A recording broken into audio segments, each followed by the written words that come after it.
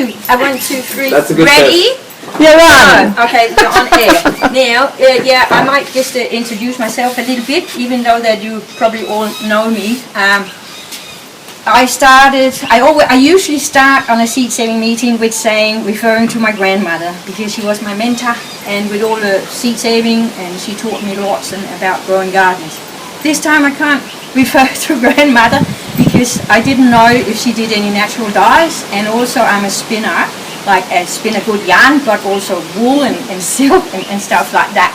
And I didn't know until grandmother passed away, about 10 years after she passed away, I got to know that she was actually a spinner as well. So it was a great surprise. So it's still running in the blood, but grandmother, she lived on a very beautiful island, very isolated, and they had their own sheep. She was a shepherd when she was just 12 years old. And they were very poor, maybe they lived very basically. They had their own compost, and they dug a big hole in the ground and emptied the bucket in there, and they grew beautiful fruit trees. However, what I want to say about it was that when grandmother married, she married up in the hierarchy, so she married into a much richer family. And her husband told her, no, it's finished with the spinning, it's only for the poor people. So here's some money, you can go and buy yourself some yarn that's spun at the mill. So that was the start of my story here. It's been my passion since 1978, when I went to this school for adults. So you can, if you start to add up, it will tell you a little bit about my age. However, this school was a special school, where we started sustainability. So we were studying wind energy, biogas, sun, solar panels, earth, the warmth from the earth. So it was a 6-month study at this school where we also lived, and so it was all about vegetarian food. We grew our own garden. They had their own whatever, but they also had animals, because twice a week you could have meat, but the rest of the meals that we had to make ourselves was vegetarian food. We had to be in the garden for 3 weeks of that time. We had to be on the maintenance crew for 3 weeks, and we had to entertain ourselves and whatever have you. And here was this lady, and she said, "Oh, I'm a spinner, and I can do natural dyes." And I thought, oh, well, sounds good to me. But so it would be nice to learn to spin, but using onion skin and maybe something you dug out of the ground, or you picked some leaves. I found that very hard to believe, because we had already come into, it's all synthetic dyes, all synthetic, a lot of our clothes and stuff like that. So she said, I can hire spinning wheels, and we were about 15 people, got together 3 nights or 3 evenings a week. We sat there and we were spinning, and after 2 months we thought we were all excellent. So she said, okay, we'll pack up the spinning wheels, send them back to the shop, and then we'll finish off this spinning with 2 weekends of natural dyes. And I was sold. So we went out. Sorry? What country are you in? Denmark. I'm from Denmark, sorry about that. Does that school still exist? No, unfortunately the farmers took it over. It was a farming place. It was what do you call it? Cooperative? Well, not really. It was there was only one farmer who owned it, but then they turned it into, a cooperative. And it was about, lots of politics. It was, Lost it. But that's not what the story is about. No. So, but anyway, it doesn't exist today. Anyway, so I got to learn about how to do these natural dyes. So we cooked the material. So it was like leaves from different trees, the Scandinavian trees. It was stuff growing in the garden, and this was out in a forest place where this school was situated, so there was a lot of material around. And so we collected it and we cooked it for 20 minutes usually. If you were looking at collecting bark from that tree sitting out there in the garden, you would soak that for 2 days because it takes a little while because the bark is really solid and hard. So it takes a little while to soak it and to release the dye source in the timber. But with the more soft like lettuce, like marigold, roses, whatever, that was just chopped straight into the pot and then we cooked it. But we cooked only one material at the time. We didn't mix it. It wasn't a mixture of a lot of different flowers or a lot of different leaves from trees. So because we wanted to know exactly what, say, an onion skin would look like when you dyed onto wool. So this is an onion skin. This is in the beginning we used a lot of chemicals like copper sulfate, tin, whatever name they had, until we realized that they were actually really bad for us and the environment. So nowadays when Peter and I do natural dyes, we only use rusty nails as a mordant to set the dye, or we use alum as they sell for cleaning, or we use cream of tartar. Cream of tartar and alum will give you a bright color, and the rusty nails will give you a darker color. We need to use things like that because it acts as a mordant. So mordant is a French word, means bite onto. So if we didn't use any like rusty nails with the onion skin or cream of tartar, it would very likely very soon wash out. There are trees, all the eucalyptus trees, the oak tree, the pecan tree, walnut tree, they all have a mordant in itself. So you don't need to use any, and the color will stay. And say a walnut gives you a very deep brown color. I brought my book today with all the samples, so I've written down what all the different plant materials there is. Peter and I have over the years tried about 200 different sources. Yeah. So and we piled it all up, and you have to remember we were gypsies in those days. So we travelled around and around, and we tried many places. We tried just tiny little samples. So we put the plant material in a plastic bottle, and I am gonna pull it out, but it stinks. But that's all right. It doesn't matter as long as they give you beautiful colors. This is it's just a pale green, but this is a fabric. This is just a little sample that's sitting in the bottle here. So we put that out in the sun, and the sun is actually doing the process. Yeah, so it sits out in the sun for 4 days.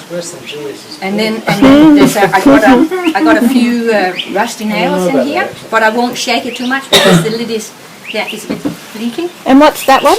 That's hot mustard leaf. Oh, grows so easily. Yes. Yep. And so is that why it's stinky, or it's because the reason why it gets stinky is that it's been sitting out fermenting in the sun for the 4 days. Yeah, but once you wash it, all the smell is gone. Yeah. That's the same with the soil. But the mustard too helps it be extra. With the process. Yeah. So once the water is out of there, it's all good. Sorry, so what part of the pecan would you use? The tree, of the pecan? leaves? Yeah, I will use it a lot. I would do one with the bark that I've soaked for a couple of days. I would use the leaves that I cook straight. I will use the green husk, the green pecan, not the dry ones. Not that when they're ready to eat. So they have to be green, and that goes for all the nuts and the walnuts and that. Gives you beautiful colour. And then you do separate dyes from each one of those, or you mix them all together? No, I make them separate. Yeah. So that I can see the difference. Yeah, because the bark will give you a different hue. Like it will still be in the, say, the very dark green and the very dark brown, chocolatey colour, but there are shades of it. So for my own interest, I keep them separate. Yep. In the beginning, I was only doing yarns. So I spun a lot of yarn, and then I dyed it, and then I started weaving. So this is madder root, the orange, And I would say that this bag is about 25 years old. So, and it's still going strong. This one here I know is 21 years old because I had it and it's sort of falling apart a bit, but it's not the handspun yarn that's falling apart, it's actually the web that I had to weave across, and that was a commercial yarn. That's the one that's falling apart. That's interesting. Yeah. Very interesting. But I know, the reason why I know that this is 21 years old is that we were looking after a farm, or we were visiting, but we were going to look after the farm after. And he was his granddaughter visiting, and she was 5 years old, and she came down in the morning to Peder and I, because we were camping way in the back there, and she came down running, and then she said, "Oh, I forgot to get dressed!" And so I said, "Oh well, it's too cold in the morning," so I gave her this blanket to put around her, and she said, "Is this a magic blanket?" Yeah, so it sure is, because it's all hand spun, all hand dyed. So with the bright colours, that's because of the cream of tartar with the madder root, because this is madder root as well, but it's been done with the iron. What's the mat you're saying there, sorry? It's a madder, yeah, M-A-D-D-E-R. Madder root. Yeah, and it's a root that we use. It doesn't originate in Australia. Does it grow here though? Yes, it does. Yeah, you can easily grow it down in New South Wales. Any seeds in the seed bank? Where we could ask. Yeah. So, a couple of years ago, I came across this beautiful book, and had a lot of beautiful photos of fabric that was dyed with natural dyes. And so I started thinking, yes, I would like to try that. I couldn't get the recipes to, they were not correct. In a way, there was something left out. Sometimes, you know, you can buy a cookbook, and they left out 3 pieces of chili. They left out the salt. They left out the mashed potatoes, and so they left out a lot of stuff, and then the dish didn't turn out what it was supposed to do. But I was very inspired from these photos, and then I thought, with all the knowledge about the natural dye since all these years ago, I applied it to the fabrics.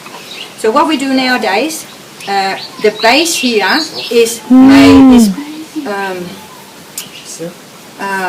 it's all silk, these fabrics, but it's mulberry leaf.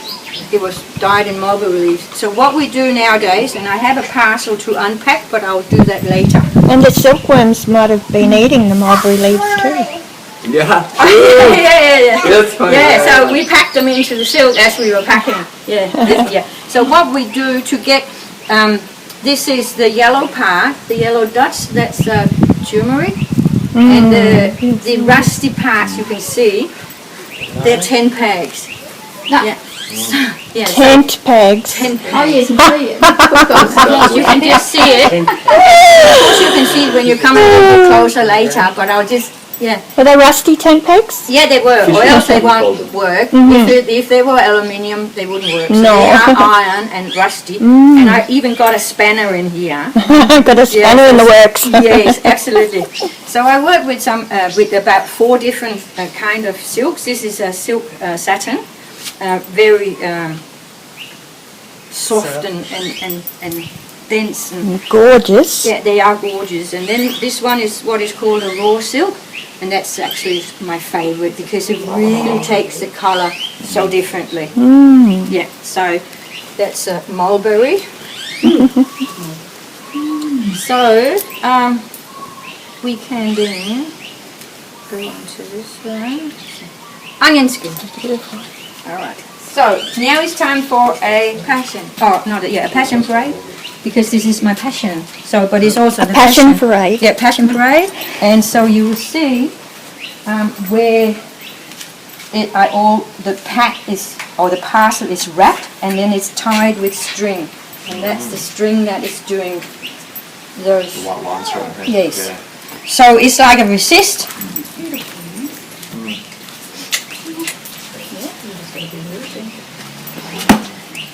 This is a red cedar. So I got friends who do woodwork and they collect the different wood Oh, shavings that's for me. gorgeous. So this is a red cedar, again with the turmeric and the rusty nails. So it just gives you beautiful patterns, and you could almost have them just like hanging as wall. Yeah. Yeah. We'll send this one this way just to confuse everybody. Wrapping leaves into your fabric, can give you beautiful prints. But it's not every leaf that will make a print. So it's all magic, and it's always a surprise. And sometimes you can be surprised in a not so good way, and other times, yahoo! We got it, we've done it. Yeah. So How long do you, yes. sorry, how long do you keep them wrapped up for? Yep. I guess you'll get to that anyway. So Yeah, no. it's up Yeah, I front, love questions as I go because else I'll forget half of what I was supposed to say. You So, keep checking. so once we have made the parcel, so here's a parcel that I'm gonna unwrap in a little while. But you haven't seen yet. We haven't seen it. I haven't seen it. Nobody's seen it. Life's full of surprises. Yeah. So that is the surprise for everybody today. So we wrap. So you wet your silk. All the silk is white from the beginning. Yeah. All right. And then we dip it into water, and so that it's damp. And we put it out on the table, and then layer upon layer. So it's not just one. It's in between each layer of silk. That's where we put the different leaves, the different rusty items. And once all the layers are full, then we wrap it. So we wrap it. And then we put the string around it, right? And then we have already cooked our material. This was casuarina, the tree with the needles.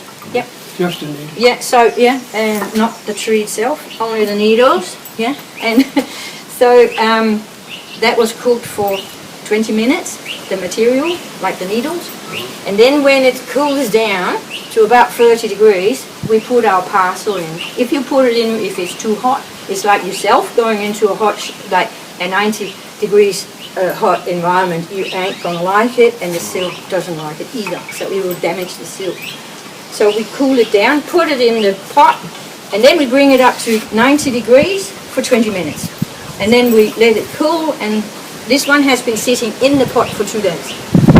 Then I take it out, and I had to time this one because it was today. So I leave the parcel for 4 days in a dry weather like this, because if it's raining, then it becomes tricky, because the silk, it's a process between the rusty nails, the leaves, and what's in your parcel that determines what is going to come out like. So if it's a nice dry weather like this, then this parcel dried up actually after 2.5 days. But I wouldn't unpack it because it was supposed to be a surprise for you guys. So, but if it's raining, the silk will absorb the moisture out of the air, and then it's sometimes you don't get the same results as you would in a dry season. So that's why I picked winter for this. Yeah, yeah. So once it starts raining, that's it. Then I do other things. And you add the rusty nails or the alum once it's cooled with material. Sorry. At what stage do you add fixative in that? So That's the rusty nails. Yeah. Yeah. That once it's working. cooled, so you cook the needles and then you let it cool, and then you add the fixative as well as the packet. It's in So in the packet is the rusty nails. So that's the fixative. Okay. So if you do cream of tartar instead, you would add it in. I could, but then I wouldn't add the rusty nails. No, of course. No. But you add it at the same time as you're cooking it. Would. Yeah. Yeah. Okay. Yeah. Because if you use the rusty nails, it's because you want a darker color. Yeah. Sure. Yeah. Sure. Yeah. So, but then you could, if you were doing with the cream of tartar, you could use the turmeric and Yeah.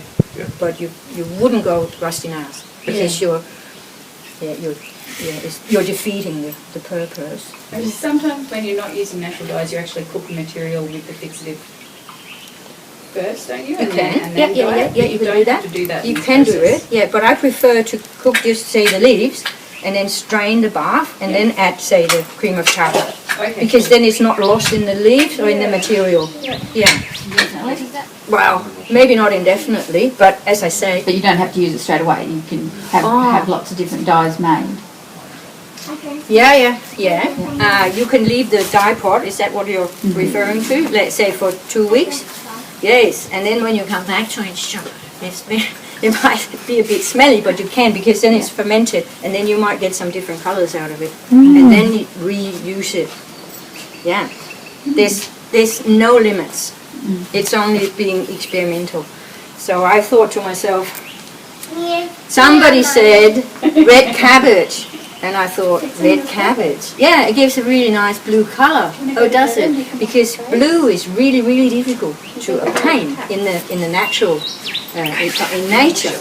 So I thought, oh well, somebody's pulling my legs. However, so here you will see, that's when I boiled the red cabbage and I put the samples in this one part in after, or sorry, this one lower bottom. That's the colors that I got. When I put the red cabbage raw in the bottle with the sample, like that, I got these colors. So they're fermented. So there's a big difference. Wow. Yeah. So, but I'm still... More light. Yeah, absolutely. So this is the new stuff that I'm working on. I've started to ferment my silk, like you will ferment your sauerkraut. So instead, so this is that's fermented with rusty nails, as if you were doing like the sauerkraut. So what I get Peter to do, he shreds all the red cabbage, put it in a glass jar, and then I put a little parcel. As you can see, this is a little one compared to the bigger one. I put that in the jar, and it's like a parcel like this one, but raw with the nails and the turmeric, and then we put another layer of red cabbage on top, and then we add a bit of water to make sure that the parcel is sitting in the juice and it doesn't oxidize, so there's no oxygen getting into the parcel. And then we put a pressure on it, like another jar with water or a glass on top of that jar to keep it under pressure. Then I leave that for 4 days, and that is also a very smelly project, but when you see the result of it, it's actually beautiful. So that's something new, because for me, and I haven't been able to read, like there's not many books about it, but that just means that I just keep working on it.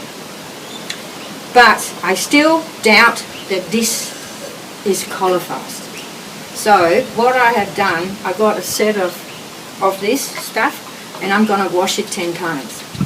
And if it doesn't wash out after 10 times, then I'm happy.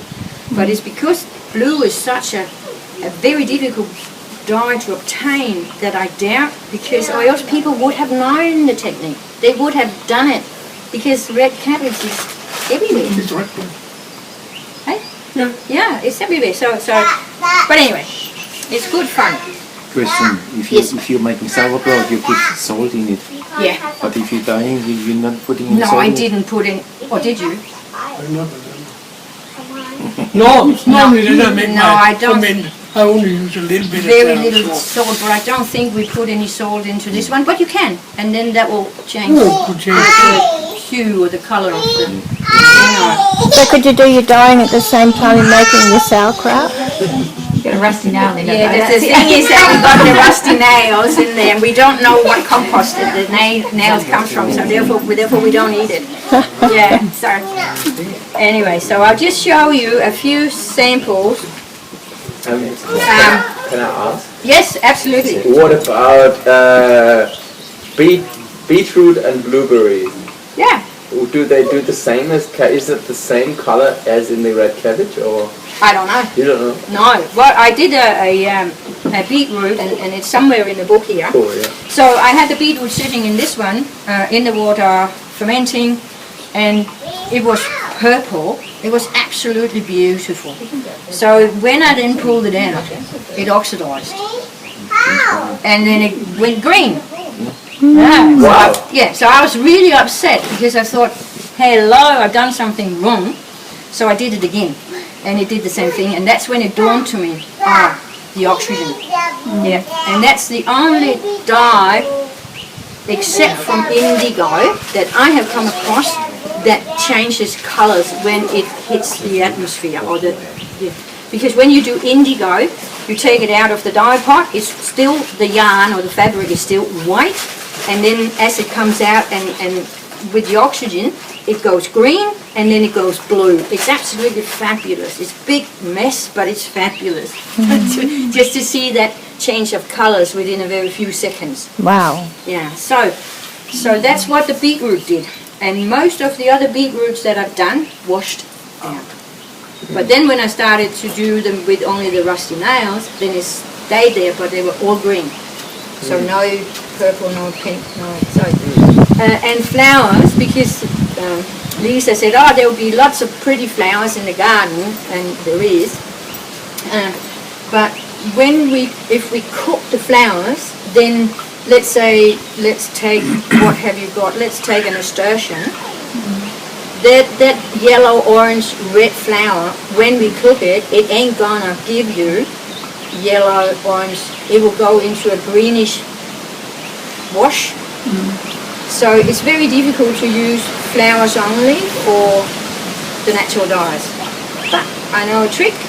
You can hammer them in. So you can take your flowers and place them between the fabric and use a hammer, and you will hammer that pigment into the fabric. Whether that's going to stay there for how long, I don't know. So, Can you fix that in any way? I'm pretty sure you could then put it into a bath of cream of tartar, but you can't bring it up to boiling, or you can't bring it up to 90 because they will change that color. Yeah. But coreopsis, marigold, they're beautiful flowers for that. They all obviously keep a pigment or have a pigment within them that can stand that cooking process. Or you can try and just ferment it. Yeah, so, but we haven't had time to do that yet, because then I found out something else. This one here is avocado skin, right? And that was done in the plastic bottle. And this one is a same avocado skin cooked, right? So I said, now we're going to ferment it with the rusty nails. So you get something completely different. Gorgeous. So I also, with this little parcel, I wrapped some of the avocado skin within the parcel, and it turned out that the avocado skin is actually a resist. A what? Sorry? A resist. The dye doesn't penetrate into the fabric where the skin was sitting. However, it makes a very interesting line around the skin. What's the yellow on that? That's again the turmeric. Oh, okay. We must be growing a lot of turmeric in garden. Okay, now Do you use the yellow turmeric or the golden one or the orange one? Both, yeah. whatever, because they'll both give some. Yeah, the yellow, the paler one will give a paler color, and the very deep orange will give you a deep orange color. Yeah, very reliable. Julius.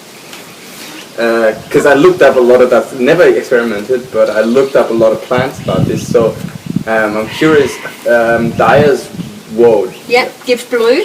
Yeah, because I love blue, that's why I looked for blue. Yeah. So have you experimented with that? No, because it No. doesn't Grow. normally grow here, but we did get the seeds in to the Mariba seed bank, and so Maria took on the job of growing it, so Cool.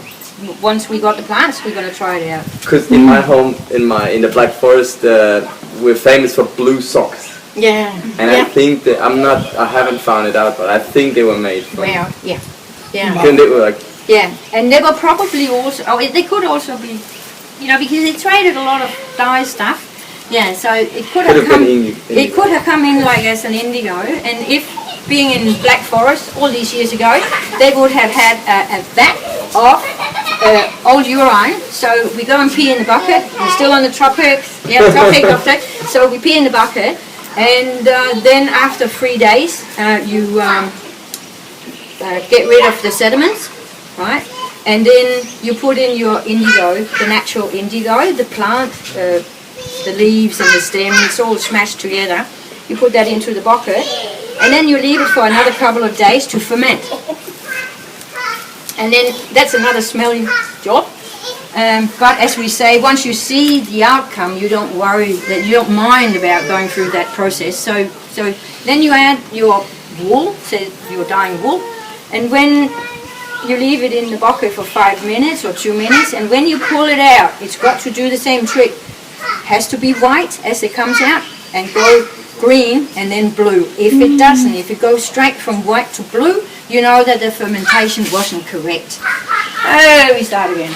So that bucket has to sit on 29 degrees all the time, right? So, but that could be one of the old recipes from the Black Forest. It's definitely from, that's what they did in Denmark. That's what they did in Denmark. And they also have blue socks?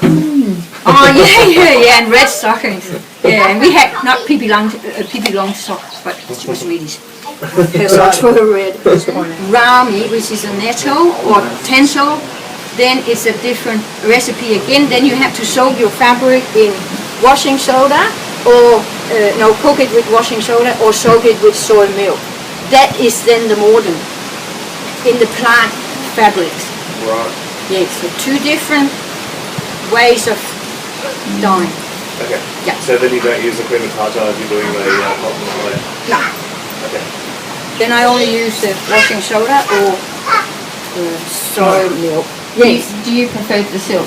Yes, I do. I love silk and wool. Yeah.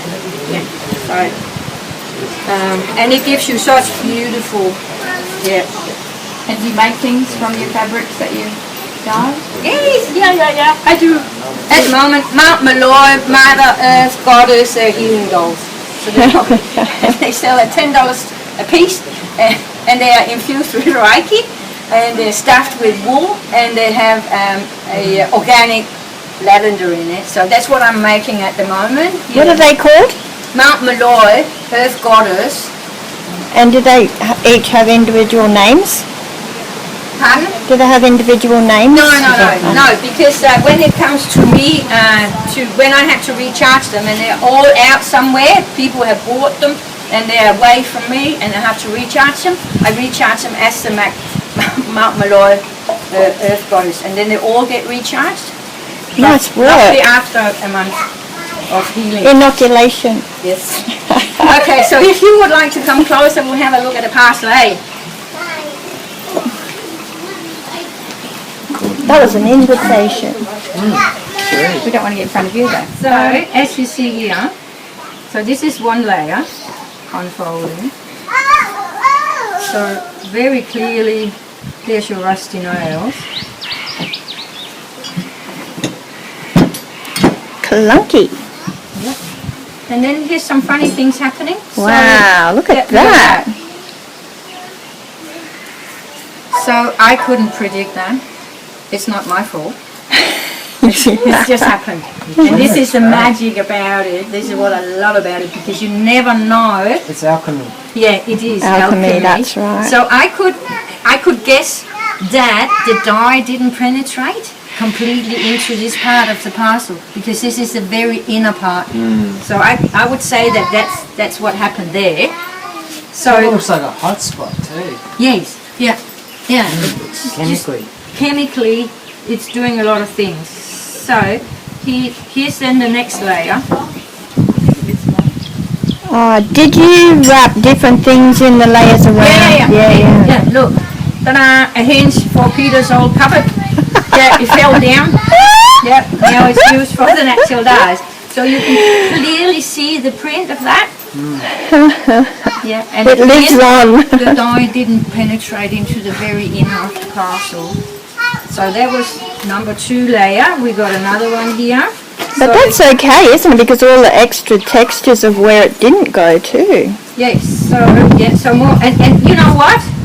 I use a lot of bottle tops, like from beer bottles. Yeah, not that I drink it myself, I prefer red wine, but walk around in the street and you see these beer bottle tops and it's oh wow. So they know me in Mariba, she's a weird one, and I said to Peter, would you mind just running over them because then they're more flat and it goes easier with the natural dyes. So yeah, but I don't think I have any in this parcel here though. So this is a very thin silk, but you can still see the same pattern.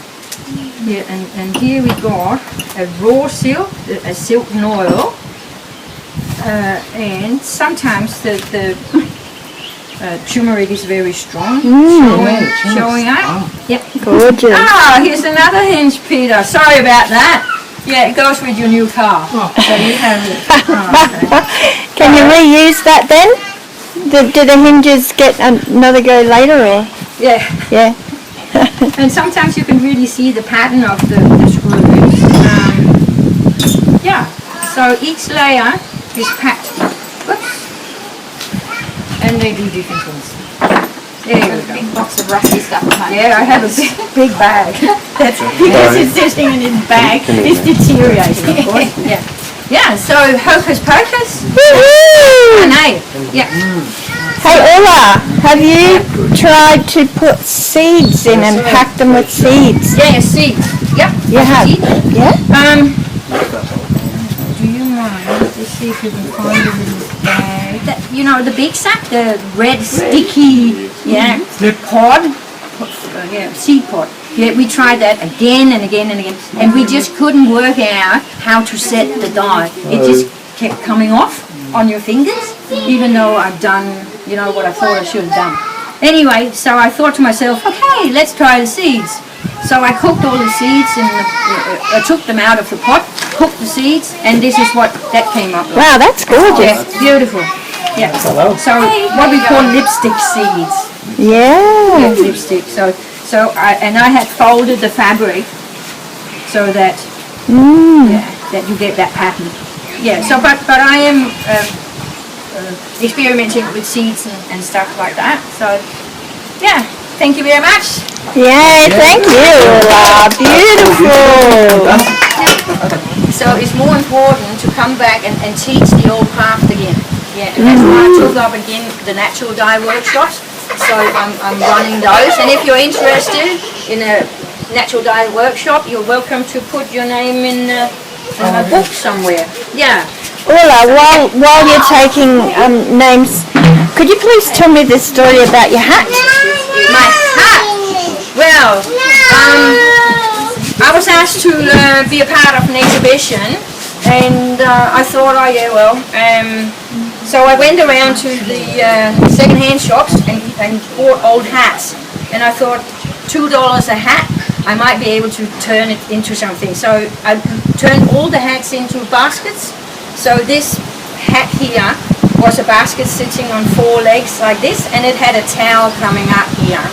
Now you have to remember, or you don't know, so you can't remember, but we live in a very small adobe. We're in a caravan, and we've got a very, very small deck, so we don't have room for 25 baskets.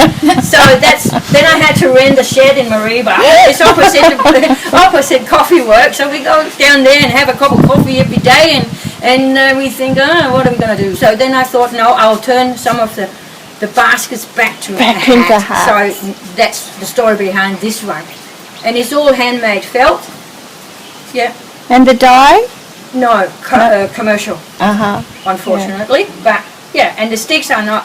They can be used as knitting needles. Yeah, and I did have it on board the plane when we went overseas last time. Surprise. Yeah, but no, they was actually in the suitcase because I could just put it upside down and stuff it with knickers. Yes. Yeah, that you use when you go to cold place in Europe. Yeah, so that's the story. Beautiful. Yeah, and now we're ready for a garden walk. Yes.